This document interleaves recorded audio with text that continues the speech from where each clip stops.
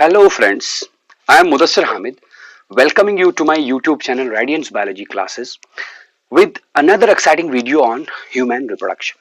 Right? पिछले video में हमने बात की थी गैमेटोजेनेसिस की. हमने उसमें एक्सप्लेन किया था how spermatozoa are formed, how oogenesis occurs, where oogenesis occurs, where spermatogenesis occurs and all that. आज के इस वीडियो ट्यूटोरियल में हम बात करेंगे एक स्पर्मेटोजोन जो बना, फाइनली उसका स्ट्रक्चर कैसा होता है, and similarly what is the structure of an ovum which is released from the ovary during the process of ovulation. तो मतलब कहने का यह है कि आज के वीडियो ट्यूटोरियल में हम स्ट्रक्चर्स ऑफ गैमेट्स माने structure of spermatozoon and the structure of secondary oocyte जो कि ओवरी से निकला during the process of ovulation. आज हम इन दोनों के बारे में बात करेंगे. राइट, तो let us first discuss the structure of स्पर्मेटोजोन.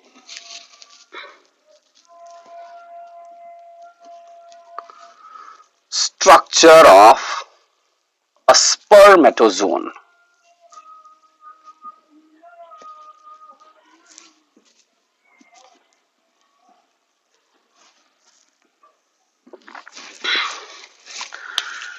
अगर हम एक स्पर्मेटोजोन का स्ट्रक्चर ड्रा करें तो स्ट्रक्चर में हमको कुछ इस तरह का सीन दिखेगा. राइट, बहुत ही आसान सा सरल सा स्ट्रक्चर मैं ड्रा करने वाला हूं.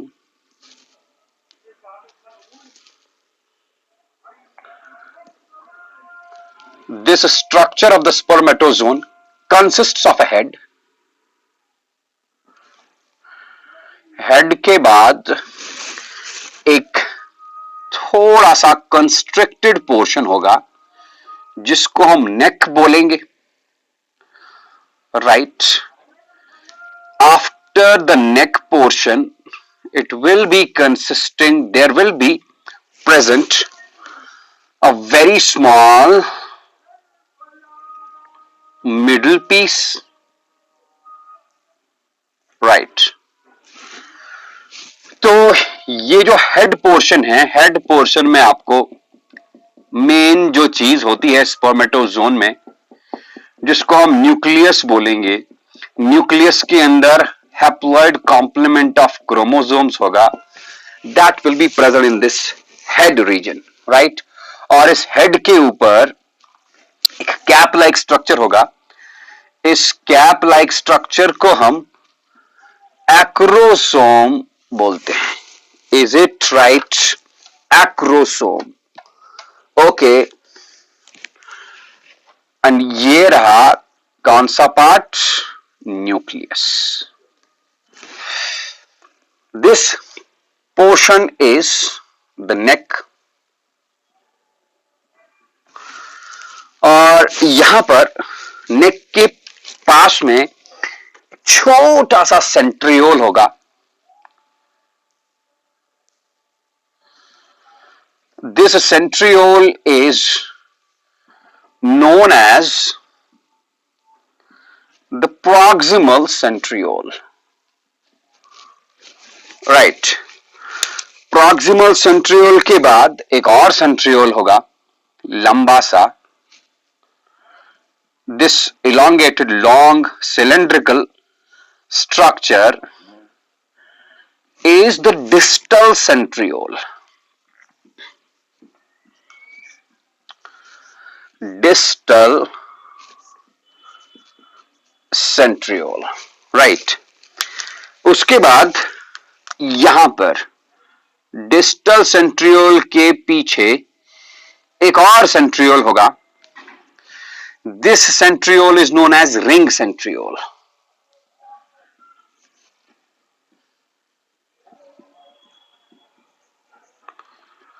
Right, ये रहा ring centriole.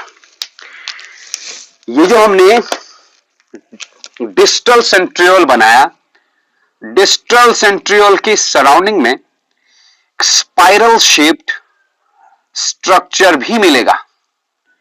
This spiral shaped structure is known as the mitochondrion.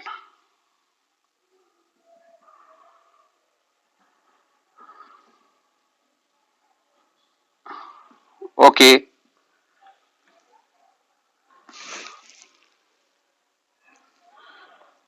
Like this.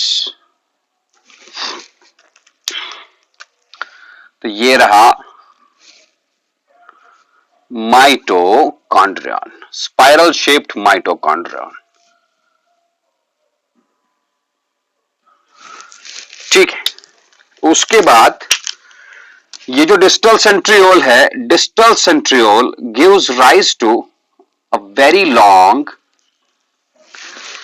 it gives rise to a very long fine thread like structure. इस थ्रेड लाइक स्ट्रक्चर को हम एक्शियल फाइलामेंट बोलते हैं. एक्शियल फाइलामेंट, ठीक है ना. एंड एक्शियल फाइलामेंट के surrounding में मैं कुछ इसका एक्सटर्नल कवरिंग भी ड्रॉ करूंगा. This is the sheath. External covering बोल सकते हैं या sheath. Sheath of the external, sorry, sheath of the axial filament, right. और बाद में पीछे कुछ इस तरह हमको देखने को मिलेगा, right. this part is the head part. यहां से लेके यहां तक इसको हम हेड बोलेंगे. ये वाला हिस्सा, this is the neck, and ये वाला पार्ट जिसमें आपको माइटोकॉन्ड्रियन मिलेगा, डिस्टल सेंट्रियोल मिलेगा और रिंग सेंट्रियोल मिलेगा. This portion is the middle piece. Middle piece, right. ये रहा मिडल पीस, ये रहा head, and this is the neck. उसके बाद एक्शियल फाइलामेंट और ये पूरा हिस्सा जो है, it is the tail region. Okay, tail fiber भी बोल सकते हैं, ठीक है. This is the very simple structure of a mature human spermatozoon. Is it okay? तो सबसे पहले बात करेंगे हम एक्रोसोम की. क्या है ये acrosome? Acrosome is a modified Golgi body. Modified Golgi body, एक गोल्गी बॉडी ही है ये, modified type of Golgi body. ये गोल्गी बॉडी, ये एक्रोसोम रिलीज करता है एंजाइम्स. कब? At the time of fertilization it releases enzymes. कौन कौन से एंजाइम्स आप लिख सकते हैं, नाम मैं मेंशन करूंगा. The names of the enzymes released by this acrosome are acid hydrolysis, acid hydrolysis, acid phosphatase,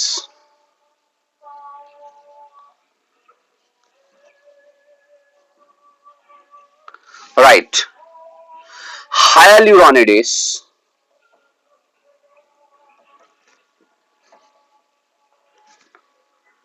right,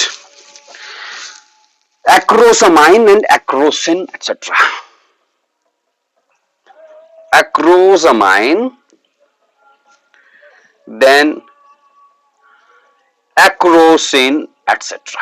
ये सारी चीजें रिलीज होती हैं एक्रोसोम से, राइट. और ये क्या काम करेंगे? These enzymes released from the acrosome of the spermatozoon, they help in the process of fertilization. हमको पढ़ना है फर्टिलाइजेशन के बारे में, मैं ही पढ़ाऊंगा. वहां हम इन एंजाइम्स का फंक्शन बताएंगे, राइट।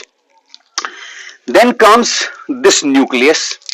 मैंने पहले ही बताया न्यूक्लियस के अंदर मेन चीज जो होगी वो क्या होगा, डीएनए, या मैं लिखूं क्रोमोसोम्स होंगे, 23 pairs of 23 singles of chromosomes, haploid complement of chromosomes, DNA है इसमें। हालांकि इसके अंदर न्यूक्लियोलस, आरएनए और हिस्टोन प्रोटीन्स एब्सेंट होते हैं, राइट। मैं यहां मेंशन करूंगा nucleolus, RNA and histone proteins are absent.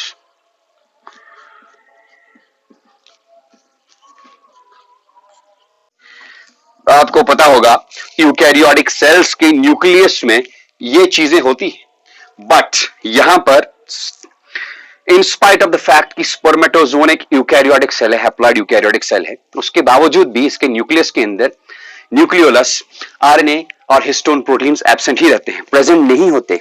हाँ, प्रोटामाइंस प्रेजेंट होते हैं, protamines are present here. Then इसके प्लाज्मा मेम्ब्रेन के ऊपर, स्पर्मेटोजोन के प्लाज्मा मेम्ब्रेन के ऊपर, I will write here,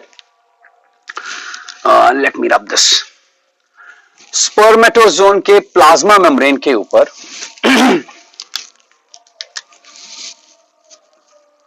plasma membrane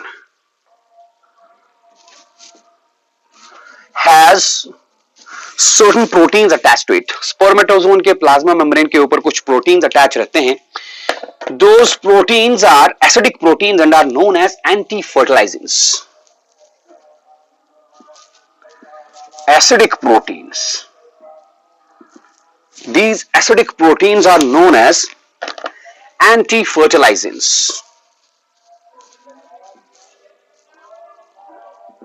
Anti-fertilizants. Right, ये एंटी फर्टिलाइजेंट्स क्या काम करते हैं? फर्टिलाइजेशन के टाइम पे जब ये स्पर्म एक ओवम के पास पहुंचता है तो ओवम के सरफेस के ऊपर भी कुछ प्रोटीन्स लगे होते हैं, उन प्रोटीन्स को हम फर्टिलाइजेंट्स बोलते हैं। वो फर्टिलाइजेंट्स इन एंटी फर्टिलाइजेंट्स को रिकॉग्नाइज करते हैं, तब जाके ये स्पर्म उस ओवम के साथ एडहियर होता है, अटैच होता है, and then it tries to enter the interior of the ovum, right? तो मतलब ये है कि एंटी फर्टिलाइजेंट्स जो है they act as receptors, they act as receptors for fertilizants of the egg, fertilizants of ovum. Ovum के सरफेस पे फर्टिलाइजेंट्स, proteins फर्टिलाइजेंट्स होते हैं, उन्हीं के लिए ये रिसेप्टर्स होते हैं। इन्हीं रिसेप्टर्स के ऊपर एंटी फर्टिलाइजेंट्स के साथ फर्टिलाइजिंग प्रोटीन अटैच हो जाता है। फर्टिलाइजिंग प्रोटीन कहां पर होता है? ओवम के सरफेस पे। तब जाके एडहेरेंस होती है स्पर्म और ओवम के बीच में, एंड देन स्पर्म अपना न्यूक्लियस, अपना जेनेटिक मटेरियल ओवम के अंदर ट्रांसपोर्ट करता है, राइट। देन बात आती है सेंट्रियोल्स की। मैंने कहा इसमें 3 सेंट्रियोल्स होते हैं, रिंग सेंट्रियोल, नेक में प्रॉक्सिमल सेंट्रियोल और मिडिल पीस में डिस्टल सेंट्रियोल। सबका अपना अपना काम है। सबसे पहले बात करूंगा प्रॉक्सिमल सेंट्रियोल की। Late me rub this. Proximal centriole, proximal centriole helps in the first cleavage of the zygote. Remember this. Proximal centriole. Proximal centriole क्या काम करेगा? It helps in first cleavage of zygote.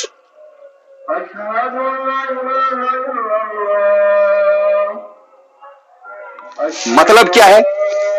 जब sperm fuse हो गया, sperm का genetic material ovum के अंदर आ गया, फ्यूजन हो गया, फर्टिलाइजेशन हो गया, तो जाइगोट बन गया। Zygote is a single cell, diploid cell है। इसको जाइगोट रहना नहीं है, इसको कन्वर्ट होना है इनटू एम्ब्रायो। कैसे होगा? जाइगोट का रिपीटेड माइटोटिक डिवीजन होता है। Repeated mitotic division of the zygote is known as cleavage. जो पहला वाला क्लीवेज होगा उस वक्त सेंट्रियोल की जरूरत पड़ेगी, क्योंकि सेंट्रियोल के सराउंडिंग में ही स्पिंडल फाइबर्स बनते हैं। उन्हीं स्पिंडल फाइबर्स के ऊपर आपने माइटोसिस मियोसिस पढ़ा होगा, उन्हीं स्पिंडल फाइबर्स के ऊपर क्रोमोसोम्स अटैच रहते हैं, राइट। तो ये प्रॉक्सिमल सेंट्रियोल उसी पहले क्लीवेज में, जाइगोट के पहले क्लीवेज में मदद करेगा, राइट। तो हो गया ये प्रॉक्सिमल सेंट्रियोल का काम। Then there is distal centriole. Distal centriole आप देख ही रहे हैं, इससे एक्शल फाइलामेंट या टेल फाइबर अराइज होता है। मैं यहां लिखूं, it gives rise to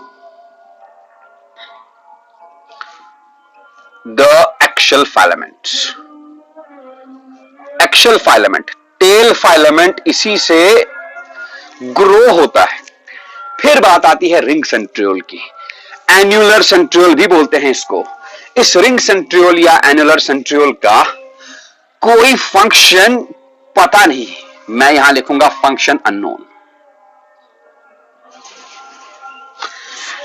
middle piece के अंदर माइटोकॉन्ड्रियन भी है, स्पाइरल शेप्ड माइटोकॉन्ड्रियन। तो माइटोकॉन्ड्रियन का काम क्या है, सबको पता है, आपको भी पता है। माइटोकॉन्ड्रियन बचपन से हम पढ़ते आ रहे हैं, it is energy house of the cell. तो जाहिर सी बात है माइटोकॉन्ड्रियन क्या काम करेगा, माइटोकॉन्ड्रियन के अंदर एनर्जी जनरेशन होगा, वो एनर्जी स्पर्म यूज करेगा, यूटिलाइज करेगा। किसमें, बिकॉज स्पर्म को मूवमेंट करनी होती है। कहां से, सेमिनिफेरस ट्यूब्यूल से निकल के ये जाता है ट्यूबुला रेक्टाई में, ट्यूबुला रेक्टाई से निकल के जाता है रेटी टेस्टिस में, रेटी टेस्टिस से निकल के जाते हैं वासा एफरेंशिया, फिर वहां से जाते हैं एपिडाइडिमिस में, एपिडाइडिमिस के बाद वास डेफरेंस में, then ejaculatory duct and finally through penile urethra finally into the females genital tract. ये सारा मूवमेंट करने के लिए भैया इसको एनर्जी चाहिए। Some of that energy is provided by the respiration which is done with the help of the mitochondrion found in the middle piece of the sperm. फिर बचा टेल। टेल इसको स्विमिंग करने में, जेनिटल ट्रैक्ट में, seminal fluid में के environment में, genital tract, female genital tract के एनवायरनमेंट में स्विमिंग करने में मदद करेगा। Is it okay? It was about the structure of human spermatozoon. मैंने इसके बारे में आपको बताया, इसका फंक्शन, कौन कौन से पार्ट का क्या फंक्शन है, आप told you about this. The next type of, क्योंकि ह्यूमंस में सेक्सुअल डायमॉर्फिज्म होता है, मैंने पहले ही बताया हुआ है ह्यूमन रिप्रोडक्शन वाले सीरीज के पहले लेक्चर में, ह्यूमंस शो सेक्सुअल डायमॉर्फिज्म। इसका मतलब अगर हमने मेल गैमीट स्पर्मेटोजोन का स्ट्रक्चर बताया है तो हमको डेफिनेटली अलग से फीमेल गैमीट यानी कि ओवम का स्ट्रक्चर भी बताना है, because they show sexual dimorphism. Male and female are different, they have got a different sexual morphology. Okay, so let me tell you about the structure of the ovum which is released during the ovulation process. मैं repeat करूंगा, ovulation. Ovulation वो process है जिसमें ovary के mature follicle से, जिसको हमने पिछले वीडियो में बोला था ग्राफियन फॉलिकल। अगर मेरा चैनल सब्सक्राइब किया हुआ है तो आपने वो पिछला वाला वीडियो देखा होगा जिसमें मैंने गैमेटोजेनेसिस पढ़ाया था।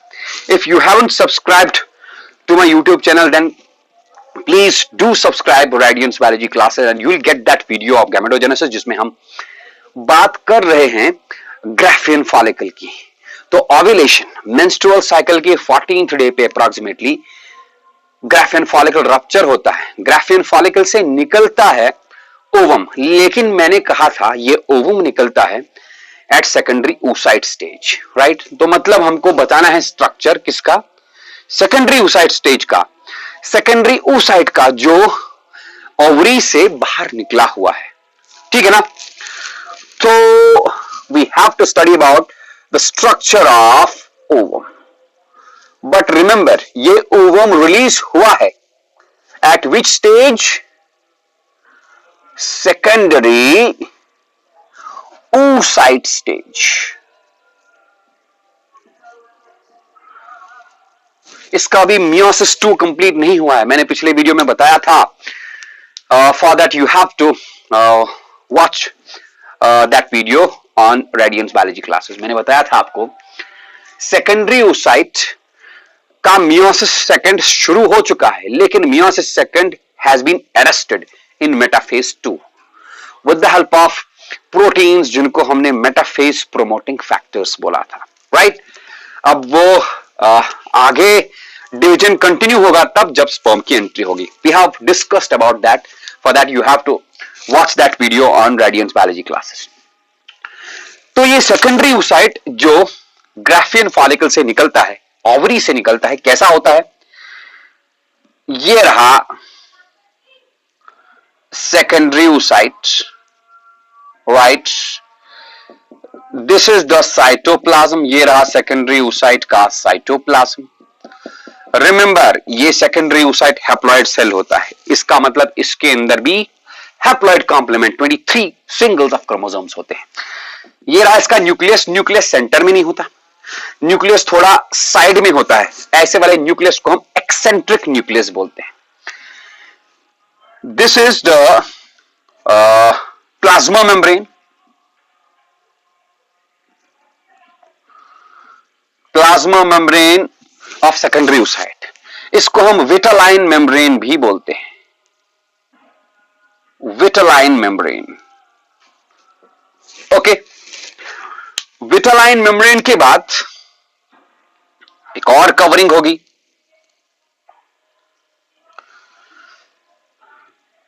This covering is known as zona pellucida,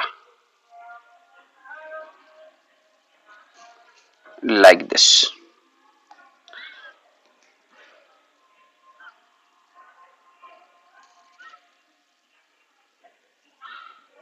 This is zona pellucida. अब जोना पेल्यूसिडा और विटेलाइन मेम्ब्रेन के बीच में पतली सी थिन सी स्पेस बची, इस स्पेस को हम बोलते हैं perivitelline space. I will mention here, मैं मेंशन करूंगा, नाम लिखूंगा मैं।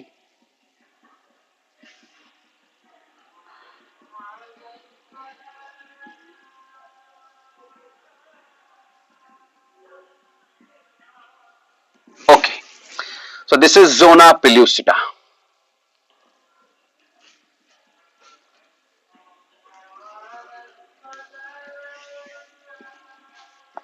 और इनके बीच में विटेलाइन मेम्ब्रेन और जोना पेल्यूसिडा के बीच में जो स्पेस है, तो space is पेरीविटेलाइन space.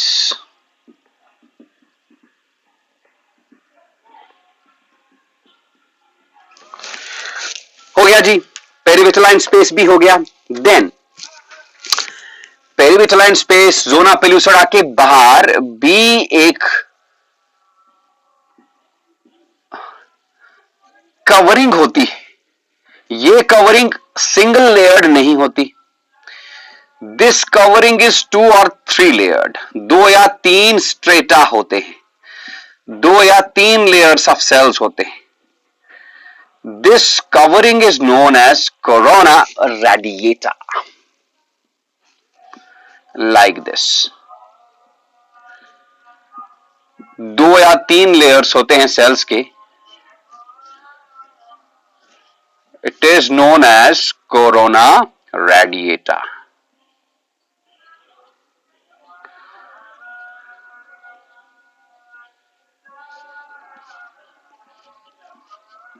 Okay, corona radiata. Is it okay? And what is this? This is the eccentric nucleus. Eccentric मतलब सेंटर में नहीं है, थोड़ा सा साइड में आ चुका है जब मैच्योर ये सेकेंडरी oocyte हो गया तो। और हाँ, आपको याद होगा मैंने जब गैमेटोजेनेसिस में oogenesis पढ़ाया था, मैंने सेकेंडरी oocyte के साथ साथ फर्स्ट पोलर बॉडी भी लिखा था। आप यहां पर उस पोलर बॉडी को दिखा सकते हो। Let this is a polar body as well.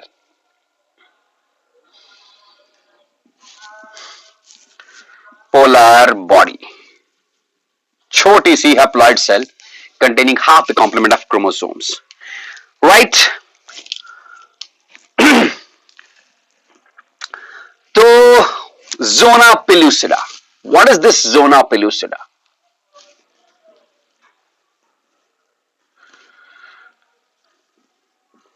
कहां से आया ये, right? Zona pellucida is a primary egg membrane, ध्यान रखें, it is a primary egg membrane, primary egg membrane. अब ये प्राइमरी एग मेम्ब्रेन क्या है भाई? Primary egg membrane is that membrane which is created by the oocyte itself. Okay, created by the oocyte itself. ऐसा वाला membrane जो oocyte खुद release करती है, ऐसे वाले मेम्ब्रेन को हम प्राइमरी एग मेम्ब्रेन बोलते हैं. और प्राइमरी एग मेम्ब्रेन में हमारा एक तो ज़ोना पेलुसिडा आ गया, और vitelline membrane is also a primary egg membrane. This plasma membrane और vitelline membrane, it is also a primary egg membrane, right? हाँ जी. तो अपार्ट फ्रॉम ज़ोना पेलुसिडा, अगर आप शार्क्स के एग्स को देखेंगे, कुछ एम्फीबियंस हैं, उनके सेकेंडरी oocytes को देखेंगे, उनके एग्स को देखेंगे, शार्क्स के एग्स को देखेंगे, उनमें ज़ोना पेलुसिडा के अलावा एक और मेम्ब्रेन होता है. That membrane is known as zona radiata. That zona radiata is also a primary egg membrane, right? Zona pellucida कुछ टाइम तक, जब फर्टिलाइजेशन हो गया, इस सेकेंडरी oocyte के साथ स्पर्म फ्यूज हो गया, स्पर्म का जेनेटिक मटेरियल आ गया, जाइगोट बन गया. जाइगोट बनने के बाद भी कुछ टाइम तक ज़ोना पेलुसिडा परसिस्ट करता है, रहता है वहां पर. क्यों रहता है? I will tell you about this. Why zona pellucida persists for some time after fertilization. वक्त आने पर मैं बताऊंगा, हमारे आने वाले वीडियोस में, जब हम फर्टिलाइजेशन प्रोसेस पढ़ेंगे तब. फिलहाल आप याद रखें कि zona pellucida is a primary egg membrane. Vitelline membrane is also a primary egg membrane in case of sharks and some amphibians. Another primary egg membrane is found in the secondary oocyte. The primary egg membrane is known as zona radiata. Okay, and the zona pellucida persists for some time after fertilization in the zygote, in the early embryo. Why that persists, I'll tell you about that at the right time in the incoming videos. तो zona pellucida के बाद हम बात करेंगे इस corona radiata की. Okay, हाँ जी भाई, कोरोना रेडिएटा है क्या? इट कंसिस्ट्स ऑफ, मैंने पहले ही कहा, 2 to 3 layers of cells derived from the cells of the follicle. 2 to 3 layers of cells. कहां से आते हैं? They are derived from follicular cells.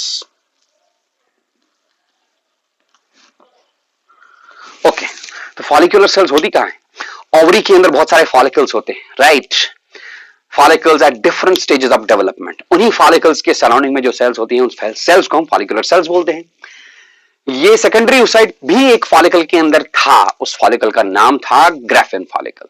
तो हम ये बोल सकते हैं, ग्राफिन फॉलिकल के कुछ सेल्स सेकेंडरी oocyte के साथ बाहर आते हैं और वहां रहते हैं in the form of 2 to 3 layers. Those 2 to 3 layers constitute what is known as corona radiata.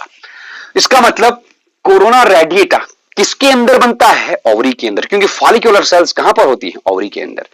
अब यहां पर बात आती है सेकेंडरी मेम्ब्रेन्स की. Secondary egg membranes primary egg membranes के बाहर होते हैं. हाँ जी, secondary egg membranes, secondary egg membranes, these are found outside the primary egg membranes. Outside primary egg membranes, इसका मतलब विट्रोलाइन मेम्ब्रेन के बाहर, ज़ोना पेलुसिडा के बाहर होंगे. हाँ, एंड सेकेंडरी एग मेम्ब्रेन्स कहां से आते हैं? They are secreted by the ovaries. ये स्क्रीट करते हैं ओवरीज. तो मैंने कहा फॉलिकुलर सेल्स से डिराइव होते हैं कोरोना रेडिएटा वाले लेयर्स.